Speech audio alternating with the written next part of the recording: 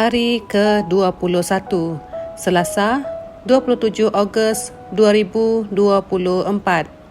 Harapan pertumbuhan dalam Yesus. Sebab itu, marilah kita tinggalkan asas-asas pertama dari ajaran tentang Kristus dan beralih kepada perkembangannya yang penuh. Janganlah kita meletakkan lagi dasar pertobatan dari perbuatan-perbuatan yang sia-sia dan dasar kepercayaan kepada Allah, iaitu ajaran tentang pelbagai pembaptisan, penumpangan tangan, kebangkitan orang-orang mati, dan hukuman kekal. Dan itulah yang akan kita perbuat jika Allah mengizinkannya. Ibrani 6 ayat 1 hingga 3. Ramai orang percaya tidak bertumbuh di dalam Kristus kerana mereka hanya berpegang kepada doktrin asas. Sebenarnya, masih banyak lagi yang harus dipelajari dan ini adalah proses yang memerlukan masa. Hanya dengan mengenal Yesus dengan lebih dalam lagi, kita dapat bertumbuh dari kemuliaan ke kemuliaan dan menjalani kehidupan Kristian yang berkemenangan. Tuhan telah memberi kita Roh Kudus sebagai pendamping kita. Pekerjaan Roh Kudus adalah untuk mengajar kita, memberikan wahyu, membimbing, dan bahkan menyedarkan kita akan dosa-dosa kita.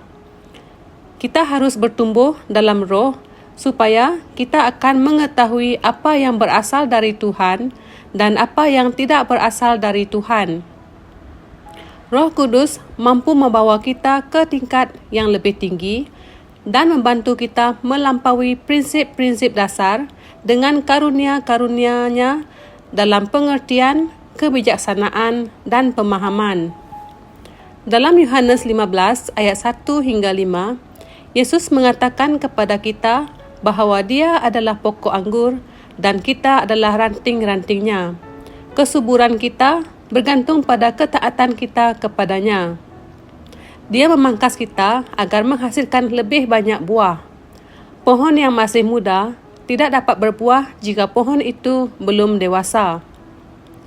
Yesus berkata dalam Yohanes 14 ayat 12, "Aku berkata kepadamu, sesungguhnya barang siapa percaya kepadaku, ia akan melakukan juga pekerjaan-pekerjaan yang aku lakukan, bahkan pekerjaan-pekerjaan yang lebih besar daripada itu, sebab aku pergi kepada Bapa."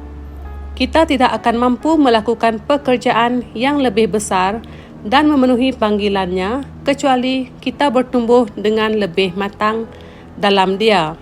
Ketika kita menjadi matang dalam Dia dan berdiam dalam Roh Kudus, kita tidak akan jatuh kerana dosa. Doa hari ini. Bapa Syurgawi yang dikasihi, Engkau adalah tukang kebun anggur. Yesus adalah pokok anggur dan kami adalah ranting-rantingnya. Terima kasih atas pengalaman yang memberi kehidupan yang kami alami dalam Kristus. Selama kami kekal dalam Kristus, kiranya firman dan roh-Nya menguatkan kami setiap hari supaya kami terus bertumbuh, berkembang dan berbuah bagi kemuliaan-Mu. Dalam nama Yesus, amin. Berdoa agar di bawah kepimpinan Kementerian Pembangunan Kerajaan Tempatan, isu perumahan dan alam sekitar bandar, seperti isu kepadatan penduduk dan pencemaran, dapat ditangani dengan sewajarnya untuk mencapai kualiti hidup yang lebih baik untuk masyarakat bandar. Berdoa agar hubungan yang kukuh akan dibina di antara gereja bandar dan komuniti mereka. Berdoa agar gereja-gereja tempatan akan lebih terlibat dan diintegrasikan ke dalam komuniti mereka semasa mereka menjangkau individu yang tidak bergereja.